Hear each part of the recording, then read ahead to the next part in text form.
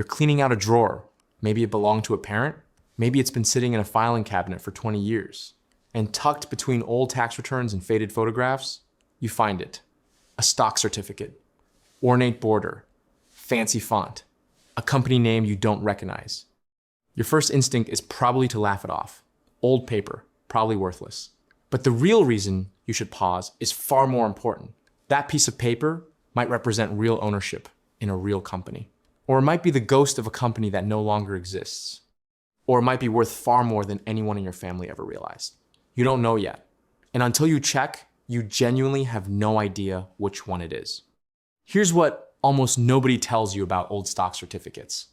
Most people either throw them away or they let them sit in a drawer for another decade doing nothing. Both reactions come from the same place.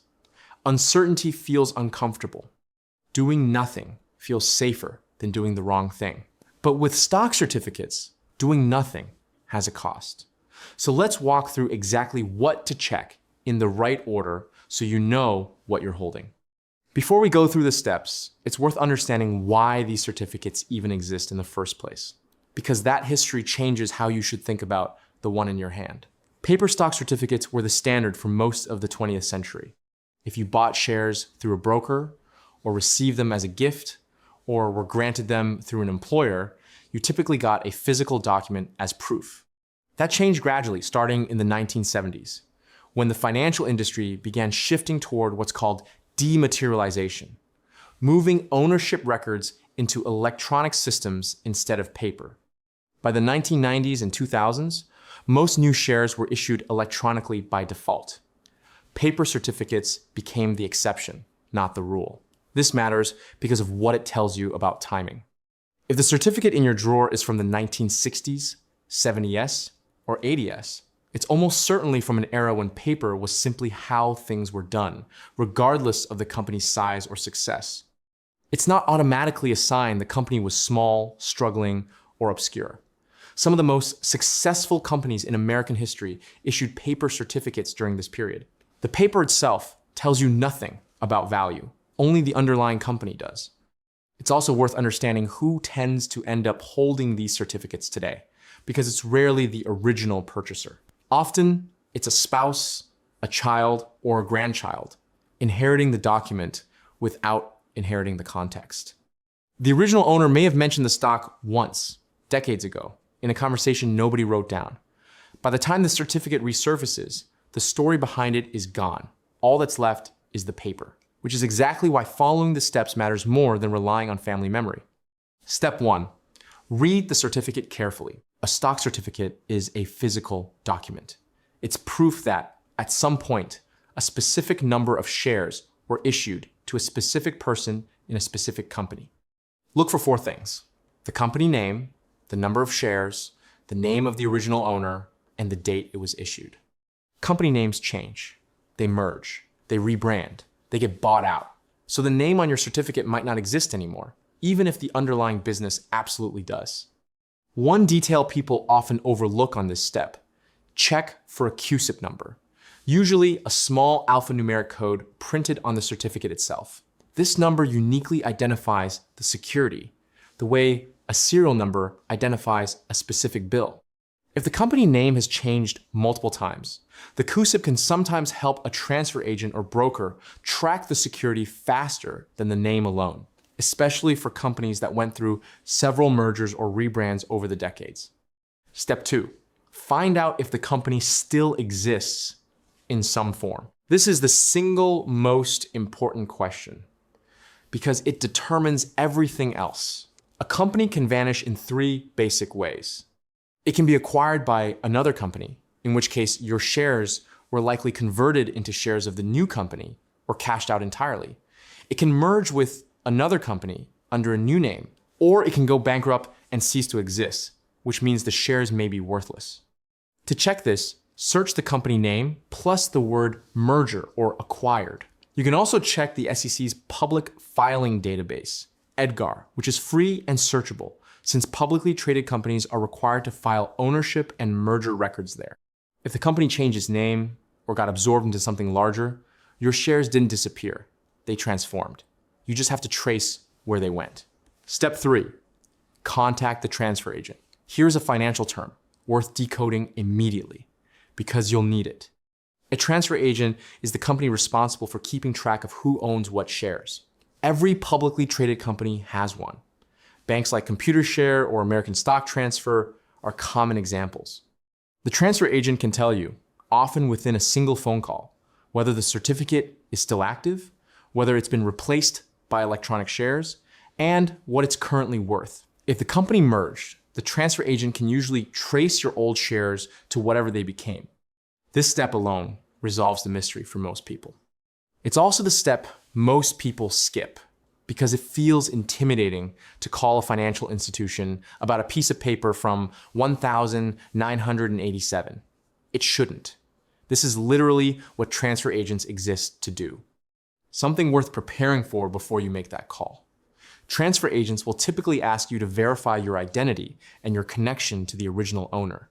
If the shares belong to a parent or relative who has passed away, you'll generally need documentation, like a death certificate, proof of executorship, or a notarized affidavit, depending on the size of the position and the state you're in. This isn't the transfer agent being difficult. It's the same verification process that protects any asset from being claimed by the wrong person. Having those documents ready before you call will save you weeks of back and forth. It's also worth knowing what happens if there's no clear paper trail of inheritance. Smaller positions, often under a certain dollar threshold set by the transfer agent or state law, can sometimes be processed with a simplified small estate affidavit instead of going through full probate. Larger positions may require the estate to go through probate court first, which assigns legal authority to handle the deceased's assets, including old stock. This can feel like a frustrating amount of paperwork for what looks like a single piece of paper, but it exists for a reason. Without it, anyone who found a certificate in a drawer could claim someone else's money. Step 4, check unclaimed property databases. Here's something most people never learn, and it's worth sitting with for a moment. If a company tried to contact a shareholder and couldn't reach them, or if dividends went unclaimed for long enough, the value of those shares can get handed over to the state. This is called escheatment, and it happens more often than you'd think. This means that even if the original company is gone and the transfer agent has no record, the actual value might still exist. It's just sitting with a state government instead of in a brokerage account. You can search for this for free on the National Association of Unclaimed Property Administrators official site, missingmoney.com. It searches all participating states at once using the original owner's name. One thing worth being deliberate about here: search every state the original owner ever lived in, not just where they passed away or where you currently live. Unclaimed property is typically held by the state, tied to the last known address on file with the company, which might be a state someone moved away from decades earlier and never updated. It's also worth searching close variations of the owner's name, since old company records were often handwritten or transcribed by hand, and a single misspelled letter can mean a search misses a match that's sitting there under a slightly different spelling. Step 5. If the shares are active, get them moved into a real brokerage account. If you discover the certificate represents live tradable shares, the next move is straightforward.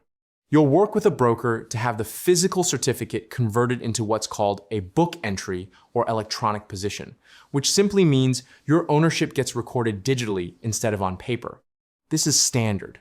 Nearly all shares trade electronically now, and a brokerage account makes the asset visible, manageable, and sellable if that's what you decide to do. Now here's the part that matters more than the mechanics: what you do with the shares once they're confirmed. This is where money psychology quietly takes over, and it's worth understanding before you make a decision either way. Finding inherited or forgotten stock creates what behavioral economists call an endowment effect. Because the asset arrived unexpectedly, people tend to treat it differently than money they earn through saving. They either hold on to it with strange sentimental attachment, even when it's a single, undiversified position in one company, or they cash it out impulsively without thinking about taxes or long-term goals. Neither reaction is automatically wrong, but neither should be automatic. If the shares are worth a meaningful amount, ask yourself the same question a financial advisor would ask about any single stock position. Would you buy this today with fresh money if you didn't already own it? If the honest answer is no, that's useful information. It doesn't mean you have to sell immediately, but it tells you the position exists because of inertia, not strategy. This connects to one of the most important ideas in long-term investing, diversification. Holding a large, concentrated position in a single company carries more risk than spreading that same value across a broad index fund, which holds hundreds or thousands of companies at once. If your old certificate is worth $20,000 in one company versus $20,000 spread across an index fund tracking the total market, the index fund version is dramatically less exposed to any single company's bad year, scandal, or collapse. There's also a tax piece worth understanding plainly. When you eventually sell shares like these, what you owe depends on what's called your cost basis, the original price the shares were purchased at. For very old certificates, that original price can be incredibly low compared to today's value, which means the taxable gain when you sell can be large. A tax professional can help you find historical cost basis records, often through the transfer agent or historical stock price archives, so you're not guessing.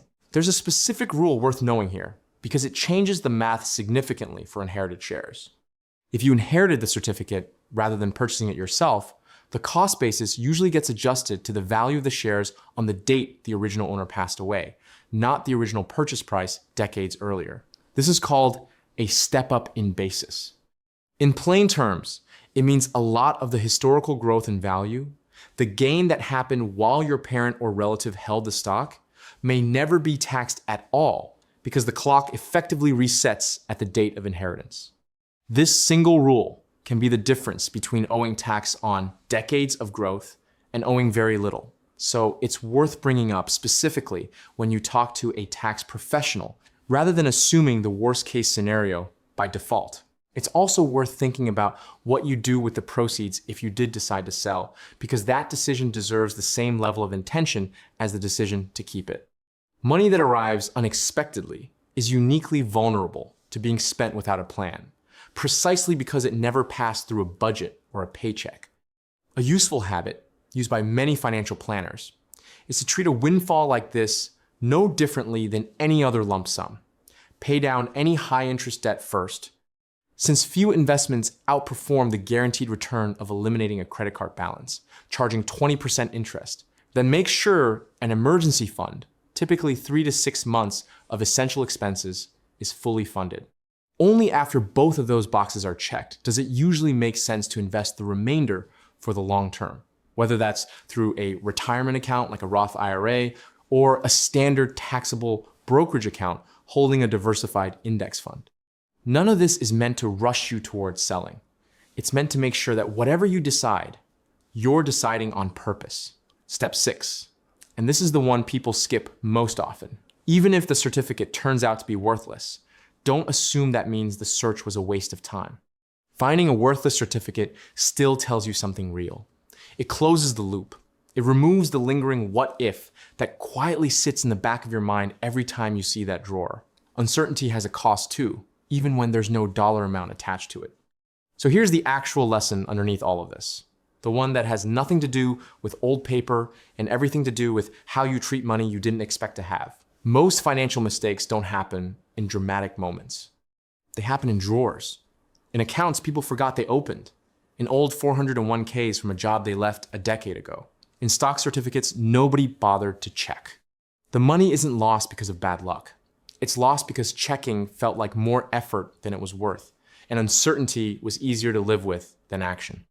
That habit, the willingness to actually check, to call the transfer agent, to search the unclaimed property database, to ask the boring question instead of assuming the boring answer, is the same habit that builds wealth over decades. It's not about being a genius investor. It's about being the kind of person who follows up. So if you found an old stock certificate, you're not just holding a piece of paper, you're holding a question. And the only way to know the answer is to actually ask it. Check the company, call the transfer agent, search the unclaimed property database, then decide on purpose what happens next. Because the real reason that drawer matters isn't what's written on the certificate. It's what you do once you finally open it.